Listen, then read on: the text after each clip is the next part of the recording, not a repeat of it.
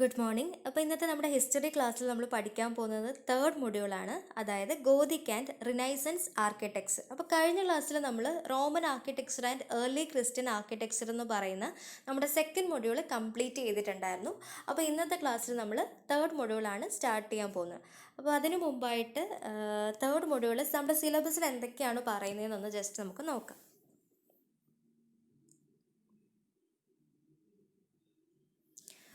അപ്പം നമ്മുടെ ഓരോ മൊഡ്യൂളെന്ന് പറയുന്നത് ഞാൻ പറഞ്ഞിട്ടുണ്ടായിരുന്നു നേരത്തെ തന്നെ കണ്ടിന്യൂഷനാണ്. അതായത് ഫസ്റ്റ് മൊഡ്യൂൾ നമ്മൾ ഈജിപ്ഷ്യൻ ആൻഡ് ഗ്രീക്ക് ആർക്കിടെക്ചർ പഠിച്ചു. അതുപോലെ തന്നെ ഗ്രീക്കിൽ നിന്ന് വന്നിട്ടുള്ള റോമൻ ആർക്കിടെക്ചർ പഠിച്ചു.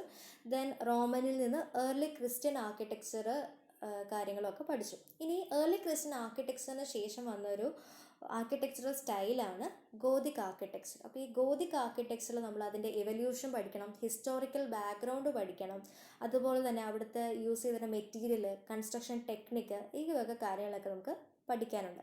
അതിനുശേഷം അതിൻ്റെ ആർക്കിടെക്ചറൽ ഫീച്ചേഴ്സ് എന്താണെന്ന് പഠിക്കാനുണ്ട്. ദെൻ 2 എക്സാമ്പിൾസ് ആയ വെസ്റ്റ് മിനിസ്റ്റർ അബേ എന്ന് പറഞ്ഞ ചേർച്ചും അതുപോലെ തന്നെ നോട്രേഡാം പാരീസ് എന്ന് പറഞ്ഞ ചേർച്ചസും അതിൻ്റെ എക്സാമ്പിളായിട്ട് പഠിക്കാനുണ്ട്. അതിനുശേഷം വേറൊരു സെഷനാണ് റിനൈസൻസ് ആർക്കിടെക്ചർ എന്ന് പറയും. റിനൈസൻസ് ആർക്കിടെക്ചറിൻ്റെയും ആർക്കിടെക്ചർ ക്യാരക്ടേഴ്സും ഫീച്ചേഴ്സും നമുക്ക് പഠിക്കാനുണ്ട്. അതുപോലെ തന്നെ അതിൻ്റെ ഒരു എക്സാമ്പിളായ സെൻറ്റ് പീറ്റേഴ്സ് കത്തീഡ്രൽ റോം എന്താണെന്ന് നമുക്ക് പഠിക്കാനുണ്ട്. ദെൻ നമുക്ക് ഫസ്റ്റ് ഗോതിക് ആർക്കിടെക്ചർ എന്താണെന്ന് നോക്കാം. സോ ഗോതിക് ആർക്കിടെക്ചർ എന്താണെന്ന് വെച്ച് കഴിഞ്ഞാൽ ഫ്രഞ്ചിൽ അല്ലെങ്കിൽ ഫ്രാൻസിൽ ഒറിജിനേറ്റ് ചെയ്ത ഒരു ആർക്കിടെക്ചറൽ സ്റ്റൈലാണ് ഗോതിക് ആർക്കിടെക്ചർ എന്ന് പറയും. അതിൻ്റെ ടൈം ലൈൻ എന്ന് പറഞ്ഞു കഴിഞ്ഞാൽ 12th to 15th സെഞ്ച്വറിയിലാണ് അതിൻ്റെ ടൈം ലൈൻ എന്ന് പറയുന്നത്. ദെൻ റോമൻ ആർക്കിടെക്ചറിൽ നിന്ന് ഇൻസ്പയർഡ് ചെയ്തിട്ടാണ് ഈ ഗോതിക് ആർക്കിടെക്ചർ ഇവോൾവ് ചെയ്തിട്ടുള്ളത്. അതുപോലെ തന്നെ ഇതിൻ്റെ മെയിൻ ആർക്കിടെക്ചറൽ ഫീച്ചർ എന്ന് പറഞ്ഞാൽ it have A pointed arches ആണ് ഇതിൻ്റെ മെയിൻ ആർക്കിടെക്ചറൽ ഫീച്ചർ. അതുപോലെ തന്നെ ഫ്രാൻസിൽ തന്നെ ഒറിജിനേറ്റ് ചെയ്തത്. അതുപോലെ തന്നെ റോമൻ ആർക്കിടെക്ചർ അല്ലെങ്കിൽ റോമനസ്ക് ആർക്കിടെക്ചറിൽ നിന്ന് ഇൻസ്പയർഡ് ആയിട്ടാണ് ഗോതിക് ആർക്കിടെക്ചർ ഇവോൾവ് ചെയ്തിട്ടുള്ളത്. ഇതിൻ്റെ അനദർ ഇമ്പോർട്ടൻ്റ് ആർക്കിടെക്ചർ ഫീച്ചേഴ്സ് എന്തൊക്കെയാണെന്ന് വെച്ചാൽ ആർച്ചസ് ആണ്. അതുപോലെ തന്നെ they have ribbed vaulting, it have flying buttresses, then sculptures, then stained glass windows ഒക്കെ ഈ ഒരു ആർക്കിടെക്ചർ സ്റ്റൈൽസിൽ കാണാൻ പറ്റുമായിരുന്നു. ഇനി ഇതൊക്കെ എന്തൊക്കെയാണെന്ന് ഡീറ്റെയിൽ ആയിട്ട് നമുക്ക് പഠിക്കാം. അതുപോലെ ഇത് ഫ്രഞ്ചിൽ അല്ലെങ്കിൽ ഫ്രാൻസിൽ ഒറിജിനേറ്റ് ചെയ്തത് കാരണം this style is also known as French style. ഇനി ഈ ഗോതിക് ആർക്കിടെക്ചർ എന്ന് പറഞ്ഞാൽ ഗോതിക്കിൻ്റെ മീനിങ് എന്ന് പറഞ്ഞാൽ ഡാർക്ക് ഏജ് എന്നാണ്. 12th സെഞ്ച്വറിയിൽ 12th to 15th സെഞ്ച്വറിയിലാണ് ഇത് കാണപ്പെട്ടിട്ടുള്ളത്. ദെൻ ഇതിൻ്റെ ആർക്കിടെക്ചറൽ ക്യാരക്ടേഴ്സ് എന്തൊക്കെയാണെന്ന് നോക്കാം. മെയിൻലി 3 ക്യാരക്ടേഴ്സാണ്. First one structural, then visual, then symbolic. അതിൻ്റെ സ്ട്രക്ചറലി എങ്ങനെയാണെന്ന് വെച്ച് കഴിഞ്ഞാൽ it have a skeletal stone സ്ട്രക്ചറാണ് ഇതിൽ യൂഷ്വലി കാണാറുള്ളത്. അപ്പോൾ നിങ്ങൾക്കൊരു സൈഡിൽ ഫിഗർ ഞാൻ കൊടുത്തിട്ടുണ്ട്. നമ്മുടെ ചേർച്ചിൻ്റെ ഒരു ഫിഗറാണ്, ഗോതിക് ആർക്കിടെക്ചറിലുള്ള ചേർച്ചിൻ്റെ ഫിഗറാണ്. അപ്പോൾ ഇതിൽ നിങ്ങൾക്ക് കാണാൻ പറ്റും ഒരു ലോങ് സ്ലെൻഡർനെസ് ആയിട്ടുള്ള ചേർച്ചാണിത്. വെർട്ടിക്കാലിറ്റിക്കാണ് ഇവിടെ കൂടുതൽ ഇമ്പോർട്ടൻസ് കൊടുത്തിട്ടുണ്ട്. സ്ട്രക്ചർ എന്ന് പറഞ്ഞാൽ സ്കെലിറ്റൽ സ്റ്റോൺ സ്ട്രക്ചറാണ്. ദെൻ വിഷ്വലി നമുക്ക് കാണാൻ പറ്റും ലൈറ്റ്സിനാണ് ഇവിടെ കൂടുതൽ പ്രാധാന്യം കൊടുത്തിട്ടുണ്ട്. അതുപോലെ തന്നെ സിംബോളിക്കലി പറയുമ്പോൾ സ്കൊളാസ്റ്റിസം എന്ന് പറയും. എന്ന് വെച്ച് കഴിഞ്ഞാൽ അവിടെയുള്ള ആ ടൈമിലുണ്ടായിരുന്ന ഒരു ഫിലോസഫിയെ പറയുന്ന പേരാണ്. Then cathedrals gave as an image of heaven. ഈ കത്തീഡ്രൽസും ചേർച്ചസും ഒക്കെ ഒരു ഹെവൻ പോലെയാണ് അവർ കണ്ടിട്ടുള്ളത്. സോ അതിനുള്ള കൺസ്ട്രക്ഷന് കൂടുതൽ ഇമ്പോർട്ടൻസ് കൊടുത്തിട്ടുണ്ടായിരുന്നു ആ ഒരു ടൈമിൽ. അതിൻ്റെ അടുത്ത വേറൊരു ക്യാരക്ടേഴ്സ് എന്ന് പറഞ്ഞാൽ it is Airy and bright. Then focus on verticality, they have point arches, then ribbed volt കാണാൻ പറ്റുമായിരുന്നു, ഫ്ലൈയിങ് ബട്രസസ് ഉണ്ടായിരുന്നു, ലാർജ് സ്റ്റെയിൻഡ് ഗ്ലാസ് വിൻഡോസ് കാണാൻ പറ്റും. അതുപോലെ തന്നെ ഓർണമെൻറ്റേഷൻസും പിനക്കിൾസും ഇതിൽ കാണാൻ പറ്റും. ഈ ഓർണമെൻറ്റേഷൻസ്, പിനക്കിൾസ്, ഫ്ലൈയിങ് ബട്രസസ് ഇതൊക്കെ നിങ്ങളുടെ പുതിയ ടേംസ് ആണ്. അത് എന്തൊക്കെയാണെന്ന് ഈ ഒരു PPT-യിലൂടെ നമുക്ക് പഠിക്കാം എന്താണ്. അപ്പോൾ ഫസ്റ്റ് വൺ പറയുന്നത് പോയിൻ്റഡ് ആർച്ചാണ് നമ്മുടെ ഗോതിക് ആർക്കിടെക്ചറിൻ്റെ മെയിൻ ഇമ്പോർട്ടൻറ്റ് ഫീച്ചേഴ്സ് എന്ന് പറയുന്നത്. അപ്പോൾ എന്താണ് പോയിൻറ്റഡ് ആർച്ചസ് നമുക്ക് നോക്കാം. Gothic architecture is not merely about ornamentations. അപ്പോൾ ഈ ഗോതിക് ആർക്കിടെക്ചറിൽ ഭയങ്കര റിച്ച് ഓർണമെൻറ്റേഷൻസ് ഒന്നുമില്ല, എല്ലാം സിമ്പിൾ ഓർണമെൻറ്റേഷൻസ് ആണ്. അല്ല one of the main ornamentation ആണ് നമ്മൾ റോമൻ ആർക്കിടെക്ചറൊക്കെ യൂഷ്വലി നമ്മൾ റൗണ്ട് ആർച്ചസ് അല്ലെങ്കിൽ സർക്കുലർ ആർച്ചസ് ആണ് കാണാൻ സാധിച്ചിട്ടുണ്ടെങ്കിൽ, ഇവിടെ ഗോതിക് ആർക്കിടെക്ചറിൽ വരുമ്പോൾ നമുക്ക് ഈ ഫിഗറിൽ കാണുന്നത് പോലെ പോയിന്റഡ് ആർച്ചസ് ആയിട്ടാണ് കാണാറുള്ളത്.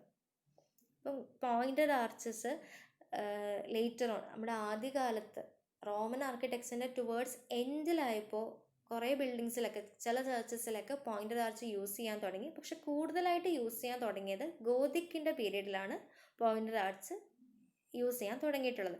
അപ്പം അവർ യൂസ് ചെയ്തപ്പോൾ അവർക്ക് മനസ്സിലായി it have A more strength and stability than round arches, അല്ലെങ്കിൽ സർക്കുലർ ആർച്ചസിനെക്കാട്ടിലും കൂടുതൽ സ്റ്റെബിലിറ്റിയും സ്ട്രെങ്തും ഒക്കെ ഈ പോയിന്റഡ് ആർച്ചസിനാണ് കൂടുതലെന്ന് അവർക്ക് ലേറ്റർ ഓൺ മനസ്സിലായിട്ടുണ്ട്. ലൈറ്റർ ആണ്, looks lighter and pointed upwards. ഇതിൻ്റെ ഫിഗർ എന്ന് പറഞ്ഞു കഴിഞ്ഞാൽ ഇവിടെ കാണാൻ പറ്റും. ഏർലി ക്രിസ്ത്യൻ അല്ലെങ്കിൽ ഏർലി റോമൻ ആർക്കിടെക്ചറിൽ നമ്മൾ യൂഷ്വലി റൗണ്ട് അല്ലെങ്കിൽ സെമി സർക്കുലർ ആർച്ചസ് കാണാൻ പറ്റും. ബട്ട് ഗോതിക് ആർക്കിടെക്ചറിൽ എന്ത് ചെയ്തു, അത് കൺവേർട്ട് ചെയ്ത് അതേ സ്പാനിൽ തന്നെ ഉള്ള പോയിന്റഡ് ആർച്ചസ് കാണാൻ പറ്റി. ഇനി ഇതിനകത്തൊരു കീ സ്റ്റോൺ എന്ന് പറയുന്ന ഒരു സെൻട്രലി കാണുന്ന സ്റ്റോൺ ഇല്ലേ, അപ്പം ഈ പോയിന്റഡ് ആർച്ചിൻ്റെ വേറൊരു പ്രത്യേകത എന്ന് പറഞ്ഞാൽ അതിന് ചുറ്റുമുള്ള സ്റ്റോൺസ് എല്ലാം കറക്റ്റായിട്ട് അറേഞ്ച് ചെയ്യാൻ പറ്റും, വിച്ച് ഈസ് മോർ അതായത് റൗണ്ട് ആർച്ചസിനെക്കാട്ടിലും കൂടുതലായിട്ട് നമുക്ക് അറേഞ്ച്മെൻറ്റും ഈ ഒരു പോയിന്റഡ് ആർച്ചിലാണ് കൂടുതലും എളുപ്പമായിട്ട് ചെയ്യാൻ പറ്റുന്നത്. This is all about pointed arches. ഇനി രണ്ടാമത് പറയാനുള്ളത്, അതിനകത്ത് കാണപ്പെടുന്നൊരു ഫീച്ചറാണ് റിബ്ഡ് വോൾട്ടിംഗ് എന്ന് പറയും. എന്താണ് റിബ്ഡ് വോൾട്ടിംഗ്?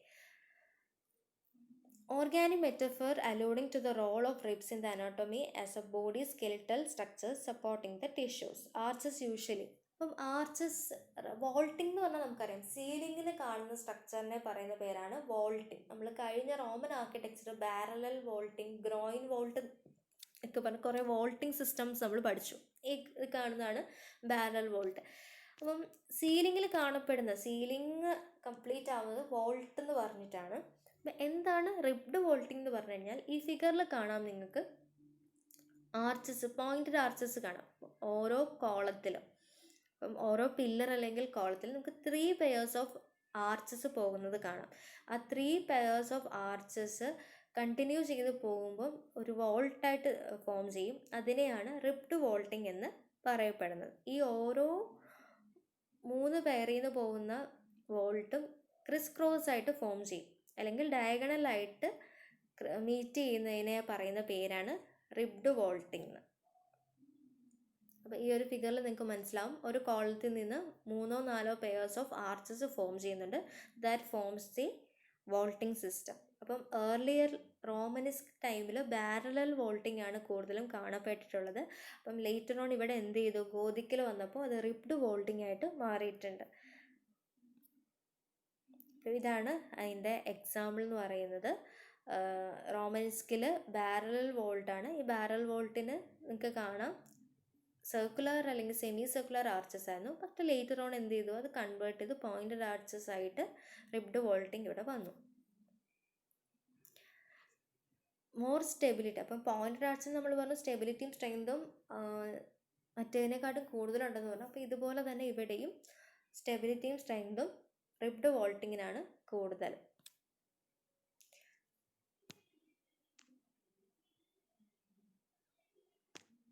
അപ്പോൾ ഇതിൻ്റെ തേർഡ് ആർക്കിടെക്ചർ ഫീച്ചറാണ് ഫ്ലൈയിങ് ബട്രസസ് എന്ന് പറയും. അപ്പോൾ എന്താണ് ഫ്ലൈയിങ് ബട്രസസ്? അതൊരു പുതിയ ടേമാണ്. അപ്പോൾ ഗോതിക് ആർക്കിടെക്ചറിന് മെയിൻ ഇമ്പോർട്ടൻ്റ് ഒരു ക്യാരക്ടറാണ് ഫ്ലൈയിങ് ബട്രസസ് എന്ന് പറയുന്നത്.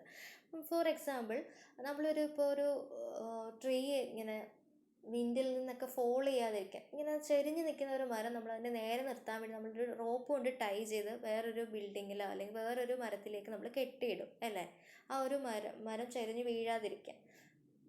അതുപോലെ തന്നെ ബിൽഡിങ്ങിൻ്റെ എക്സ്റ്റേണൽ വോളിൽ ഈ ആർച്ചസിൻ്റെയൊക്കെ പുഷ് കാരണം അതിങ്ങനെ ചെരിഞ്ഞ് വീഴാതിരിക്കാൻ ഒരു എക്സ്റ്റേണലി നമ്മൾ വോളിനെ സപ്പോർട്ട് ചെയ്ത് ഒരു ഫ്രീ സ്റ്റാൻഡിങ് ബ്രിക്ക് അല്ലെങ്കിൽ സ്റ്റോൺ കോളം അല്ലെങ്കിൽ ഒരു ആർച്ച് അല്ലെങ്കിൽ ഹാഫ് ആർച്ച് പോലെ സപ്പോർട്ട് ചെയ്യുന്ന ഒരു സ്ട്രക്ചറിനെ പറയുന്ന പേരാണ് ഫ്ലൈയിങ് ബട്രസ് എന്ന്. അപ്പം നിങ്ങൾക്ക് ആ ഫിഗറിൽ കാണാം എക്സ്റ്റേണൽ വോളിൽ നിന്ന് ഒരു വെർട്ടിക്കലി അല്ലെങ്കിൽ ഹൊറിസോണ്ടലി ഒരു ടവർ പോലെ പോകുന്നുണ്ട്. അതിനെയാണ് ഫ്ലൈയിങ് ബട്രസസ് എന്ന് പറയുന്നത്, which help as A free standing supporting system which help as A free standing supporting system for the building. അപ്പം യൂഷ്വലി നമ്മൾ ഫ്രഞ്ച് ആർക്കിടെക്ചർ അല്ലെങ്കിൽ ഫ്രാൻസിൽ എന്താണ് ചേർച്ച് ബിൽഡിങ്സ് ആണ് കാണാറുള്ളത് അല്ലേ. നമുക്കറിയാം ചേർച്ചിൽ നേവ് ഉണ്ട്, ആംബുലേറ്ററി പാസേജ് ഒക്കെ ഉണ്ട്. അപ്പം ഇത് എക്സ്റ്റേണൽ വാളിൽ ഇങ്ങനെ ഒരു flying buttresses which act as a ambulatory space, ഒരു ആംബുലേറ്ററി സ്പേസ് ആയിട്ടും ചേർച്ചസിലൊക്കെ ഈ ഫ്ലൈയിങ് ബട്രസസ് ആക്ട് ചെയ്യുന്നുണ്ട്. അപ്പം ഒരു സപ്പോർട്ടിംഗ് സിസ്റ്റം മാത്രമല്ല, ഇതിങ്ങനെ എക്സ്റ്റേണലി കാണുമ്പോൾ എന്താണ് ഒരു എസ്തെറ്റിക് കൂടുന്ന ഒരു ഫീച്ചർ കൂടെ ആയിട്ടാണ് ഫ്ലൈയിങ് ബട്രസസിനെ അവർ കാണുന്നത്. യൂഷ്വലി അതൊരു സപ്പോർട്ടിംഗ് സിസ്റ്റം ആണെങ്കിൽ കൂടിയും ഒരു എസ്തെറ്റിക് എലമെൻ്റ് ആയിട്ടും ആംബുലേറ്ററി സ്പേസ് ആയിട്ടും കോറിഡോർ അതുപോലെ തന്നെ വരാന്ത സ്പേസ് ഒക്കെ ആയിട്ടും ആ സ്പേസ് യൂസ് ആവുന്നില്ല.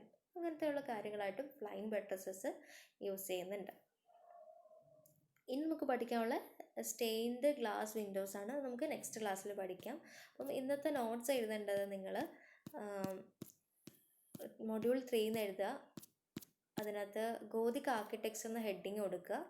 അതിൻ്റെ ഇൻട്രൊഡക്ഷൻ പാർട്ട് വിടുക. നമുക്ക് അത് PPT നോക്കി പഠിച്ചാൽ മതിയാവും. അതിൻ്റെ ക്യാരക്ടറിസ്റ്റിക്സ് ഈ ഒരു സ്ലൈഡ് തൊട്ട് നിങ്ങൾ എഴുതി തുടങ്ങും. ക്യാരക്ടറിസ്റ്റിക്സ് എന്താണെന്ന് എഴുതുക. അതിൻ്റെ ഫസ്റ്റ് ക്യാരക്ടറായ പോയിൻ്റഡ് ആർച്ച് എന്താണെന്ന് എഴുതുക. അതുപോലെ തന്നെ ഫിഗർ വരയ്ക്കുക. റിബ്ഡ് വോൾട്ടിങ് എന്താണെന്ന് എഴുതുക, ഫിഗർ വരയ്ക്കുക. അതുപോലെ തന്നെ നമ്മളിന്ന് പഠിച്ച മൂന്നാമത്തെ ക്യാരക്ടറാണ് ഫ്ലൈയിങ് ബട്രസസ്, അതെന്താണെന്ന് എഴുതുക, അതിൻ്റെ ഫിഗർ വരയ്ക്കുക. അപ്പോൾ ഇത്രയും കാര്യങ്ങളാണ് ഇന്ന് നിങ്ങൾക്ക് എഴുതാനുള്ളത്. അതിൻ്റെ നോട്ട്സ് എഴുതി സബ്മിറ്റ് ചെയ്യുമ്പോഴത്തേക്കും ഞാൻ അറ്റൻഡൻസ് തരും. ഓക്കെ.